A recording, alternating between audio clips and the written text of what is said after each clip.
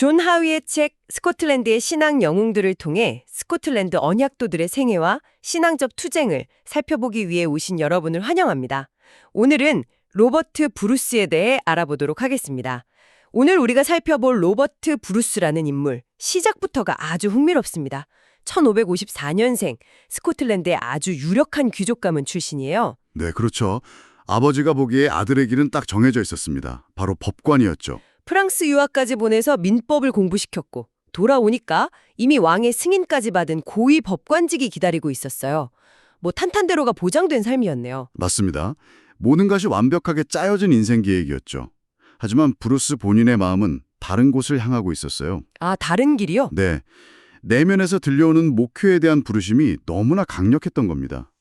결국 그는 보장된 미래를 모두 내려놓고 세인트 앤드루스로 가서 당시 유명한 신학자였던 앤드루 멜빌 밑에서 신학을 공부하기로 결심합니다. 부모님, 특히 아버지의 반대가 엄청났을 것 같은데요. 모든 기대를 저버리는 결정이었으니까요. 물론이죠. 그 내적 갈등이 얼마나 심했는지 보여주는 아주 유명한 말이 있습니다. 어떤 말이죠? 동료에게 이렇게 말했다고 해요. 내가 목회 소명을 거부하면서 겪었던 양심의 고통을 다시 겪느니 차라리 반마일, 그러니까 약 800m나 되는 길을 유황불 속으로 걸어가겠다. 유황불 길을 걷는 게 낫다고 할 정도라니. 이건 정말 대단한 결심이네요. 네, 단순한 비유가 아니라 그에게는 그만큼 현실적인 고통이었던 겁니다. 그렇게 신학의 길로 들어섰는데 막상 에덴버러 교회 담임 목사직을 제안받았을 때는 계속 거절했다면서요. 이건 또 무슨 상황인가요? 이것도 아주 재미있는 부분입니다. 그는 자신이 그 자리에 합당한지 계속 고뇌했던 것 같아요. 아, 스스로요? 네, 그런데 동료 목사들이 그를 원했던 마음이 아주 강했던 모양입니다. 아주 독특한 방법으로 그를 강단에 세우게 되죠. 독특한 방법이요? 네, 성찬식이 열리던 날이었습니다. 한 동료 목사가 브루스에게 다가와서 오늘 오후 설교는 내가 할 테니 그냥 내 옆에만 앉아 있어 주게 라고 부탁합니다. 그냥 앉아만 있어 달라고요? 네, 브루스는 별 생각 없이 옆에 앉았죠. 그 목사는 성찬 예식을 진행하다가 한 서너 개의 성찬상을 집례한 뒤에 잠깐 나갔다 오겠다며 밖으로 나갔습니다. 그런데 돌아오지 않은 거군요. 그렇습니다. 대신 전갈이 왔어요. 뭐라고요? 그 목사가 갑자기 아파서 돌아올 수 없으니 브루스 당신이 나머지 예식을 진행하지 않으면 성찬식이 여기서 중단될 수밖에 없다. 와, 이건 거의 속임수에 가까운 작전인데요. 그렇죠. 모든 회중의 시선이 브루스에게 쏠렸습니다. 그는 정말 동료가 아픈 줄로만 알고 어쩔 수 없이 남은 성찬 예식을 모두 집례했습니다. 결과는 어땠나요? 기록을 보면 그날 그가 집례한 성찬이 엄청났다고 해요. 참석했던 모든 사람이 전례 없는 은혜와 감동을 받았다고 합니다. 아, 이 사건의 계기로 사실상 에든버러 교회의 목회자가 된 거군요. 바로 그렇습니다. 그래서 이 사건 이후에 공식적인 안수 절차를 거부했다는 이야기가 나오는 겁니다. 보통은 절차를 중요하게 생각할 텐데 왜 그랬을까요? 그의 생각을 엿볼 수 있는 대목이죠. 그는 이미 성도들의 부름과 동료들의 인정을 받았고 무엇보다 하나님의 성찬을 직접 집례했잖아요. 네, 그렇죠. 여기서 새로운 안수를 받는 건 오히려 이전에 있었던 성령의 역사를 무효로 만드는 것처럼 보일 수 있다고 생각했던 겁니다. 그에게는 형식보다 본질이 더 중요했던 거죠. 그의 사역이 이렇게 드라마틱하게 시작됐으니 당연히 주목을 많이 받았겠네요. 특히 당시 국왕이었던 제임스 6세와 관계가 아주 돈독했다고요? 네, 초기에는 정말 그랬습니다. 왕은 브루스를 전적으로 신뢰했어요. 1590년에 왕비를 맞으러 덴마크로 떠날 때 나라를 맡길 인물로 귀족이 아닌 브루스를 특별 고문관으로 임명할 정도였습니다. 아, 정말요? 심지어 나는 모든 귀족이나 다른 목사들보다 브루스 한 사람을 더 믿는다라고 공공연하게 말하고 다녔습니다. 왕이 없는 동안 나라가 혼란스러울 법도 한데 실제로는 어땠나요? 놀랍게도 스코틀랜드 역사상 가장 평온한 시기 중 하나였다고 합니다. 브루스의 영향력이 그만큼 컸던 거죠. 왕이 돌아와서 아주 기뻐했겠네요. 네, 그럼요. 그에게 감사의 편지를 보냈고 왕국의 절반이라도 줄 만한 가치가 있는 인물이라며 극찬을 아끼지 않았습니다. 왕비의 대관식 집례라는 영광스러운 임무도 당연히 브루스의 몫이었고요. 왕의 신임을 한 몸에 받는 최고의 자리에 있었네요. 그런데 이런 끈끈했던 관계가 어떻게 틀어지기 시작한 건가요? 바로 그 지점입니다. 균열의 시작은 신념의 문제였습니다. 신념이요? 네, 1593년에 반역을 꾀했던 카톨릭 귀족들을 왕이 너무 관대하게 용서해주자 파이프 시노드, 그러니까 지역교회 협의회가 이들을 파문하기로 결정합니다. 교회의 결정이었군요. 그런데 왕이 브루스에게 개인적으로 찾아와서 제발 이 파문 선언을 공표하지 말아달라고 부탁했습니다. 왕의 체면에 걸린 문제였겠네요. 하지만 브루스는 어떻게 반응했나요? 단호하게 거절했습니다.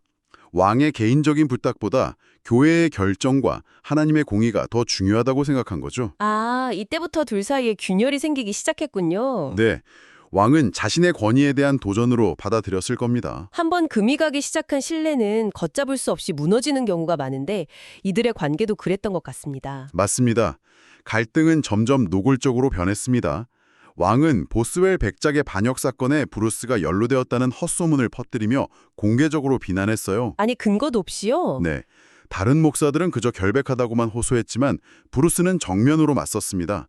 나를 고발한 정보원이 누구인지 밝히고 법정에서 내 무죄가 증명될 때까지 강단에 서지 않겠다고 선언해버린 거죠. 이건 왕의 주장이 거짓이라는 거 증명해 보이라는 사실상 왕에게 던지는 도전장이네요. 바로 그겁니다. 당연히 왕이 지목한 정보원은 나타나지 않았고 혐의는 거짓으로 드러났습니다. 하지만 왕의 자존심에는 큰 상처를 입혔죠. 왕의 분노가 더 커졌겠군요. 네, 여기서 끝나지 않았습니다. 1596년 12월에 왕이 카톨릭 백작과 밀담을 나누고 목사들에게 우호적인 유력 시민들을 추방하라는 명령을 내렸다는 소문이 퍼지면서 에든버러가 발칵 뒤집혔습니다. 일종의 소요 사태가 일어난 거군요. 왕은 이 기회를 놓치지 않았겠네요. 정확합니다. 왕은 이 모든 사태의 책임을 브루스를 포함한 에딘버러 목사들에게 돌리고 체포령을 내렸습니다. 아니, 책임을 그렇게 전가하다니요? 브루스는 일단 잉글랜드로 피신했는데 왕실은 더 비열한 방법을 썼습니다. 브루스가 다른 귀족에게 보낸 편지를 교묘하게 조작해서 마치 그가 폭동을 사주한 것처럼 보이게 만들려고 했어요. 정말 치졸한 방식이네요. 심지어 경제적으로도 압박을 가했다고요? 네, 과거에 왕이 브루스에게 감사의 표시로 하사했던 수도원 영지에서 나오는 연금이 있었습니다. 그런데 왕이 이 연금 수령권을 몰래 다른 귀족에게 넘겨버렸어요. 아, 브루스가 법정 소송을 통해 승소하자 왕은 판사들을 압박하고 법원 기록까지 수정해서 결국 연금 대부분을 빼앗아 버렸습니다. 정말 막무가내네요. 브루스는 어떻게 대응했나요? 여기서 그의 성품이 드러납니다. 그는 빼앗기고 남은 소액의 연금마저 이런 돈은 받지 않겠다며 경멸하듯 포기해버렸습니다. 돈보다 자신의 신념과 명예가 훨씬 중요했던 거죠. 왕과의 갈등이 돌아올 수 없는 강을 건넌 것 같습니다. 결정적으로 그가 추방까지 당하게 된 사건이 있었다고요. 네, 1600년에 일어난 고리 모반 사건이 결정타였습니다. 이 사건의 진실은 아직도 미스테리지만 중요한 것은 왕이 이 사건을 자신에 대한 반역으로 규정했다는 점입니다. 그리고 목사들에게 무언가를 요구했겠군요. 맞습니다. 모든 목사에게 강단에서 왕을 구원해 주신 하나님께 감사하는 설교를 하라고 명령했습니다. 일종의 충성 맹세를 요구한 거죠. 다른 목사들은 이 명령을 따랐나요? 대부분 따랐겠죠. 하지만 브루스는 거부했습니다. 사건의 진실이 명확하게 밝혀지기 전까지 불확실한 사실을 가지고 강단에서 하나님의 이름을 빌려 왕을 찬양할 수는 없다는 것이 그의 입장이었습니다. 아, 강단은 왕의 선전 도구가 될 수 없다는 원칙적인 문제였군요. 바로 그겁니다. 결국 왕의 분노가 폭발했죠. 이 일로 그는 스코틀랜드에서 추방당했습니다. 모든 것을 잃었네요. 목회자에게 설교를 금지하는 것만큼 가혹한 형벌은 없을 텐데요. 그렇죠. 이듬해 돌아오는 것이 허락되기는 했지만 에든버러 복귀는 금지된 채 가택에 연금되었고 1605년에는 에든버러 목사직을 공식적으로 박탈당하고 설교 금지 명령까지 받게 됩니다. 그 명령은 따랐나요? 바로 그 지점에서 그의 강직함이 다시 한번 빛을 발합니다. 처음에는 총리의 간곡한 부탁에 못 이겨 딱 열흘만 설교를 쉬기로 동의했어요. 네. 그런데 바로 그날 밤 극심한 양심의 가책과 함께 원인 모를 고열에 시달렸다고 합니다. 그는 이걸 하나님이 징계로 받아들이고 다시는 인간의 명령 때문에 설교를 멈추지 않겠다고 결심합니다. 와, 잠시의 타협조차 그의 영혼이 견디지 못했던 거군요. 네, 결국 그는 스코틀랜드 북부의 축곡 외딴 인버네스로 유배를 떠나게 됩니다. 사실상 그의 영향력을 완전히 없애려는 조치였죠. 그곳에서 오히려 놀라운 일이 벌어졌군요. 맞습니다. 결과는 왕의 의도와 정반대였습니다. 그는 그곳에서 4년간 머물며 매주 설교하고 기도회를 열었어요. 기록에 따르면 당시 매우 어둡고 무지했던 그 지역이 그의 사역을 통해 놀랍게 변화하고 수많은 사람들이 신앙을 갖게 되었다고 합니다. 박해가 오히려 새로운 사역의 문을 연 셈이네요. 그렇죠.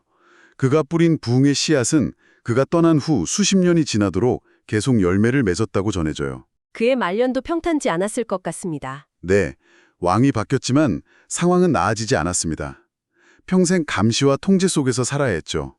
하지만 그는 가는 곳마다 사역을 멈추지 않았어요. 특히 라버트라는 교구에서는 자신의 돈을 들여 낡은 교회를 수리하고 사례비도 받지 않고 목회하면서 큰 부흥을 이끌기도 했습니다. 그의 이런 힘은 어디서 나왔을까요? 기도에 대한 유명한 일화가 있던데요. 네, 그의 기도는 아주 강력했다고 알려져 있습니다. 설교 전에 항상 혼자 기도하는 습관이 있었는데 한 번은 어떤 사람이 문틈으로 그가 기도하는 소리를 엿들었다고 해요. 뭐라고 하던가요? 나중에 그 사람이 말하기를 브루스는 다른 분에게 당신이 나와 함께 가지 않으시면 나는 절대로 강단에 가지 않겠습니다. 라고 마치 항의하듯 말하고 있었다고 했습니다. 하나님과 직접 대면해서 대화하고 있었다는 거네요. 그렇습니다. 그는 보이지 않는 하나님과의 동행을 확신하지 않고서는 단 한 걸음도 강단에 오르지 않았던 겁니다. 그의 모든 강직함과 능력의 원천이 바로 이 깊은 관계에 있었던 거죠. 그의 마지막 순간은 어땠는지 궁금합니다. 평생을 그렇게 치열하게 살았는데 죽음 앞에서는 평안했을까요? 그의 마지막 모습은 그의 삶 전체를 요약해주는 듯합니다. 노쇠하여 병상에 누워있을 때 한 지인이 물었어요. 지금 하나님과 당신의 영혼의 관계는 어떻습니까? 뭐라고 답했나요? 이렇게 답했다고 해요. 젊었을 때는 내가 부지런히 아들을 믿는 믿음으로 살았지만 이제 늙고 쇠약해져 그렇게 하지 못하는데도 그분은 친히 내려오셔서 구체적인 감각과 경험으로 나를 먹이십니다. 와, 정말 감동적이네요. 평생의 신뢰가 노년의 연약함 속에서 더 깊은 확신으로 나타난 거죠. 세상을 떠나던 날 아침에 일하는 그의 삶의 대미를 장식하는 것 같습니다. 네. 1631년 8월, 그날 아침 식사로 달걀을 먹고 나서 하나를 더 달라고 했습니다. 그런데 잠시 깊은 생각에 잠기더니 됐다. 내 주인이 나를 부르신다. 라고 외쳤습니다. 자신의 마지막을 예감한 거군요. 네. 그리고 시력이 점점 흐려지자 곁에 있는 사람에게 로마서 8장의 마지막 구절 나는 확신하노니 사망이나 생명이나 우리를 우리 주 그리스도 예수 안에 있는 하나님의 사랑에서 끊을 수 없으리라 는 말씀에 자기 손가락을 짚어달라고 부탁했습니다. 가장 붙들고 싶었던 말씀을 확인한 거군요. 바로 그렇습니다. 손가락이 그 구절 위에 놓인 것을 확인한 그는 마지막으로 이렇게 말했다고 합니다. 이제 하나님이 너희와 함께 하시기를 나는 너희와 아침을 먹었고 오늘 밤 내 주 예수 그리스도와 저녁을 먹을 것이다. 이 말을 남기고 그는 평화롭게 숨을 거두었습니다. 로버트 브루스의 삶을 돌아보니 그는 귀족으로서의 안락한 삶, 왕의 총애라는 세속적인 성공을 모두 가질 수 있었던 인물이었습니다. 하지만 그는 자신의 신념, 양심의 소리와 충돌할 때 그 모든 것을 기꺼이 버렸습니다. 맞습니다.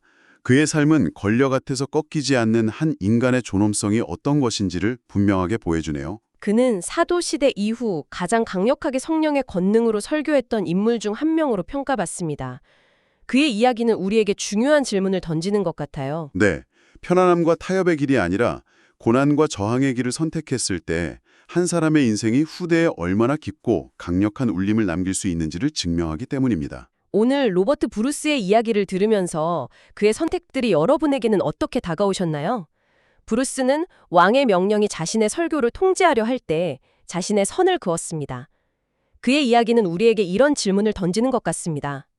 세속적인 권위에 대한 순종이 끝나고 양심에 대한 순종이 시작되어야 하는 그 경계선은 어디일까? 그는 그 선을 강단에 그었습니다. 오늘날 우리 각자의 삶에서 그 선은 어디에 그어져야 할지 생각해보는 것도 의미 있겠습니다.